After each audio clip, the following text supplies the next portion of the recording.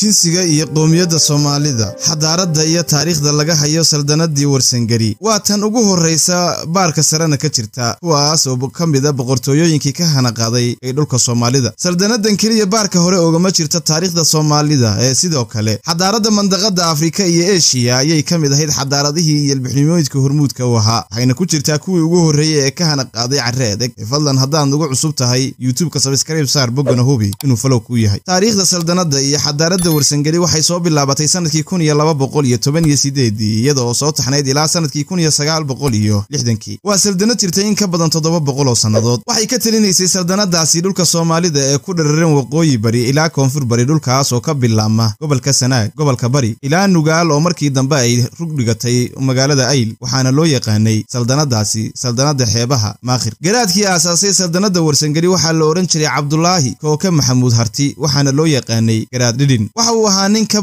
aqoon badnaa hogaamiyayaashii saldanadihii ka jiray mandaqada adduunka sida kuwii ka jiray Yaman ilaa saaxilka Carbeed sida ay wariyeen wargeysa shisheeye laga soo bilaabo qarnigii 13aad ilaa dabayaaqadii qarnigii 19aad muddadii u dhaxaysay aasaaskii iyo burburkii boqortooyada Warsangeli waxa soo maamulay 25 farac oo garaad dhidhin ku abtirsada dhulka ay ka talinaysay saldanada Warsangeli waa dhul leh khayraad dabiici ah oo tirabeela oo ay ku jiraan macdan qani ah sida dahab jidaalka dhuxusha iyo macdan kale oo badan sidoo kale waxay ka talinaysay dhul xeebeed dheer oo kalluun badan leh oo ay kamid tahay xeebta Ceelaayo ilaa Mayd oo kamid ah meelaha ugu kalluunka badan geeska Afrika laas qoray waa xarunta saldanada Maakhir sidoo kale dhulka boqortooyada waxa ku jira buuro iyo dooxooyin dalxiiska loogu hamiyo sida buuraha Calmadow ee quruxda looga hadhay saldanadu waxa ay qayb ka noqotay heshiiskii maxkamiyadda Ingiriiska iyo Somaliland iyadoo taariikhdu markay ahayd 27kii bishii koobaad